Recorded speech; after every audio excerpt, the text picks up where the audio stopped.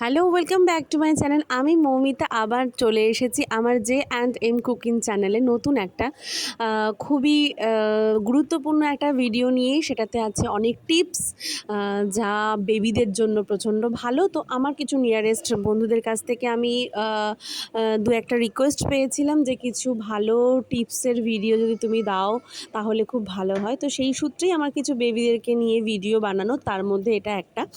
আজকে আমি দুখানা টিফিন জাতীয় কিছু ভিডিও দেখাচ্ছি যেটা প্রচণ্ড হেলদি হবে, যাতে ওয়েট গেনও হবে আর সাথে ব্রেনের জন্য খুব ভালো। তো দু রকমের ভিডিও রয়েছে, তো তোমাদের সাথে শেয়ার করব। তো থেকো ভিডিওর একদম এন্ড অবধি। তো চলো শুরু করছি।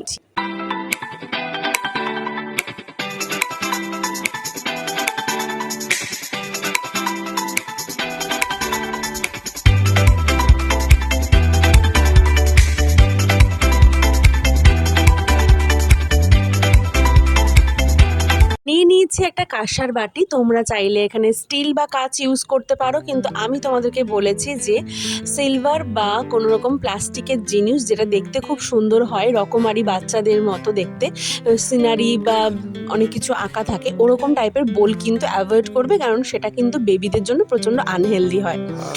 অনেক ভিডিওতে আমি এই ডিটেলস বলে রেখেছি, যারা আমার নতুন বন্ধু দেখছে তাদের জন্য নতুন করে আবার এটা বললাম। তো এখানে নিয়েছি সাবুদানা, সবাই কম বেশি চেনে। তো সেটাকে ভিজিয়ে রেখেছিলাম আমি 2 থেকে 3 ঘন্টার জন্য। তো ভিজিয়ে রাখার পরে দেখো কতটা পরিমাণ হয়ে গেছে। তো এটাকে আমি একদম ছোট বাচ্চার জন্য দেখাচ্ছি যে এটাকে মিক্সিতে প্রথমে তোমরা পেস্ট করে নেবে। আর যদি একটু বড় বাচ্চা হয়, তাদের চোকিংয়ের কোনো রকম কোনো টেন্ডেন্সি না থাকলে সেটাকে তোমরা এমনি এটাকে বয়েলড করে খাওয়াতে পারো। তো আমি দেখাচ্ছি তোমাদেরকে কতটা সুন্দর করে এটা বেশ ভিজে গেছে, একদম নরম হয়ে গেছে, যেন ভেতরে কোনো দানা টাইপ না থাকে সেরকম পর্যন্ত টাইম অবধি তোমাদেরকে ভেজাতে হবে। তো 2 থেকে 3 ঘন্টা ভেজালে আশা করছি এটা সুন্দর ভিজে যাবে। মিক্সির বোল নিয়ে নিয়েছি। এবার এটার সাবুদানাটা এর মধ্যে আমি ট্রান্সফার করে নেবো। করে নিয়ে এটা আমি একটা পেস্ট বানিয়ে নেবো। খুব স্মুথ পেস্ট না বানালেও চলবে, মোটামুটি এটা যাতে একটু পেস্ট হয়ে যায় সেরকম হলেও হবে। তো এবার আমি একটা স্টিলের বোল নিয়েছি। তোমরা চাইলে মাটির বোল বা এর মধ্যে তোমরা ইউজ করতে পারো হচ্ছে কোনো কাঁসা বা লোহার কিছু, সেটা হেলদি হয়। তাছাড়া কোনো রকম কোনো সিলভারের কড়াই ইউজ করবে না, সেটা বেবিদের জন্য প্রচণ্ড আনহেলদি। নট অনলি বেবিদের জন্য, সেটা কিন্তু প্রত্যেকটা মানুষের জন্য খুব আনহেলদি হয়। তো এটা আমি এবার দেখো ভালো করে জলের মধ্যে গুলে নিচ্ছি সুন্দর করে, যেহেতু এটা দলা মতো পেকে গেছিলো সেই কারণের জন্য। তো এরপরে আমি এর মধ্যে একটা অ্যারোমার জন্য একটুখানি আমি তেজপাতা ইউজ করেছি, সামান্য পরিমাণে, যাতে এর গন্ধটা খুব ভালো আসে, তাই জন্য। তো এটাকে খুব ভালো করে জাল দিতে হবে। দেখো কম টাইম জাল দেবে না, বেশ টাইম নিয়ে হাতে মিডিয়াম লোতে রেখে এটাকে ভালো করে জাল দেবে। এবার দেখো আমার হাতে এটা হচ্ছে দুলালের তালমিছরি। যদি না পাওয়া যায় তাহলে যে কোনো রাজ্যে যে তালমিছরি পাওয়া যায় ভালো, সেই তালমিছরি ইউজ করবে। দুলালের তালমিছরিটা ভালো। আর যদি তোমাদের মনে হয় তোমরা চিনি জাতীয় মিছরি জাতীয় জিনিস দেবে না, তাহলে এর মধ্যে পাকা খেজুর ইউজ করতে পারো, সেটাই আমি দেখাই। কিন্তু অনেকে আমাকে বলেছে যে খেজুর বাদে কি দিতে পারি যাতে এটা মিষ্টি হয়, তো তাই জন্য আমি দেখালাম। তোমরা তালমিছরি ইউজ করতে পারো, এটা খুব হেলদি না হলেও মোটামুটি বেশি আনহেলদি নয়।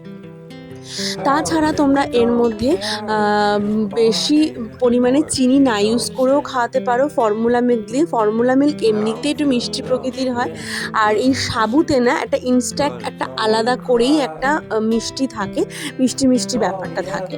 আচ্ছা, এর মধ্যে আমি সামান্য একটু বাটার ইউজ করলাম টেস্টের জন্য, তোমরা চাইলে এটা স্কিপ করতে পারো। আচ্ছা, তো এবার এটা আমার টোটালি রেডি হয়ে গেছে। আমি এটাকে একটুখানি ঢেকে রাখবো যাতে এই পাতলা ব্যাপারটা একটুখানি ঠিক হয়ে যায়। আর এতটা গরম গরমও তো আর বেবিদেরকে খাওয়ানো যায় না, সেই কারণের জন্য ঢেকে আমি ঠান্ডার করার জন্য এটা মিনিমাম আমি 20 মিনিটস মতো ছেড়ে দিয়েছিলাম। তো 20 মিনিট পরে আমি ঢাকনাটা খুলে দেখবো যে এটা কেমন হয়ে গেছে। দেখো 20 মিনিট পর আমি চলে এসেছি, এটা কিন্তু অনেকটাই থিক মতো হয়ে গেছে, দেখতেই পাচ্ছ তোমরা। তো এটাকে আমি একটা বোলের মধ্যে ট্রান্সফার করে নেব। আমি এখানে কাঁসার বাটি ইউজ করেছি, তোমরা চাইলে এখানে কাঁচ বা মাটির বা স্টিলের বাটি ইউজ করতে পারো, সেটা তোমাদের ব্যক্তিগত ইচ্ছে। তো পুরোটা ট্রান্সফার করে দেওয়ার পরে আমি এখানে ফর্মুলা মিল্ক দিলাম, দিয়ে এটাকে খুব ভালো করে আমি এটাকে মিশিয়ে নেব। মিশিয়ে নিয়ে আমি এটা পুরো দুধ সাবু যেরকম তৈরি করে ওরকম করে নেবো। তোমরা চাইলে দুধ দিয়েও কিন্তু সাবুটা পুরো জল দিয়ে ফোটানোর পরে লাস্টে দুধ আর মিছরি দিয়ে ফুটিয়েও দুধ সাবু বানিয়ে নিতে পারো, কিন্তু আমি ফর্মুলা মিল্ক দিয়ে দেখালাম কারণ 1 বছরের আগে গরুর দুধ খাওয়ানো খুব একটা উচিত না বলে মনে করি, বা কোনো বাইরে মিল্ক খাওয়ানো উচিত না, সেই কারণের জন্য আমি ফর্মুলা মিল্ক দিয়ে দেখালাম। 1 বছরের ঊর্ধ্বে যদি কোনো বাচ্চা থাকে তাহলে তোমরা বাইরের মিল্ক দিয়ে খাওয়ানোর জন্য একসাথে ফুটিয়ে নিয়ে দুধ সাবু বানাতে পারো। তো এটা আমার এখানেই শেষ হলো। এর পরের একটা হেলদি ভিডিও আমার সাথেই রয়েছে। এবার ওটা একটা মিক্সি বোল নিয়ে নিয়েছি। দেখো আমি একটা খেজুর, 3-4টে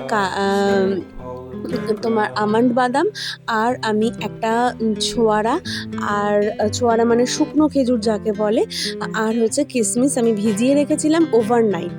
তো এখানে আমার আমন্ড বাদামের আমি ছিলকাটা মানে ওপরে পিলটা আমি ফেলে দিলাম, চোকলাটা ফেলে দিলাম।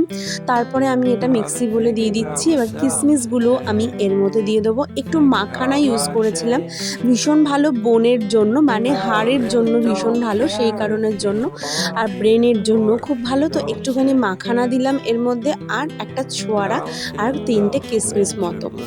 অল্প করেই দেবে কারণ ড্রাই ফ্রুটস কিন্তু হজম করার ক্ষমতাটাও কিন্তু প্রচণ্ড দরকার, এটা হজম হতেও কিন্তু অনেকটাই টাইম লাগে। তো সেই কারণের জন্য আমি অল্প পরিমাণে সমস্ত কিছু ইউজ করেছি। তো এটা দিয়ে আমি খুব ভালো করে এটা পেস্ট করে নেব। এবার আমি একটা বাটির মধ্যে নিয়েছি হচ্ছে ছাতু আমি অতিরিক্ত ইউজ করব না, অনলি নিচ্ছি 1-1.5 টেবিল স্পুন মতো নিচ্ছি, মানে 1.5 টেবিল স্পুন মতো নেব। আর এখানে আমি 1 টেবিল স্পুন ইউজ করেছি, আর এর মধ্যে দিচ্ছি হচ্ছে ওই পেস্টটা যেটা বানিয়েছিলাম। সামান্য একটুখানি ওয়াটার দিয়ে এটাকে একটা মিশ্রণ বানিয়ে নেব। আর এটা সকালের দিক করে খাওয়া ভীষণই ভালো।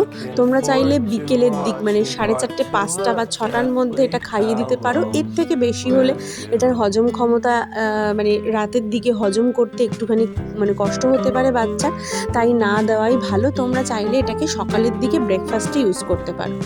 তো আমার এই দুটো ভিডিও রইলো, তোমাদের কাছে কেমন লাগলো আমাকে জানিও। এরপরে আমি আরও কিছু টিপস নিয়ে চলে আসবো তোমাদের সাথে। তো আবার দেখা হবে নতুন কোনো ভিডিওতে। তো এখনের জন্য টাটা, বাই, টেক কেয়ার। আর এই যে একটা দলা মতো দেখতে পাচ্ছ, ওটা যদি তোমাদের চোখে পড়ে তোমরা ওটাকে বাইরে ফেলে দিতে পারো, না হলে বাচ্চাদের গলার চোকিং হতে পারে। তো এখনের জন্য টাটা, বাই, টেক কেয়ার, সবাই ভালো থেকো।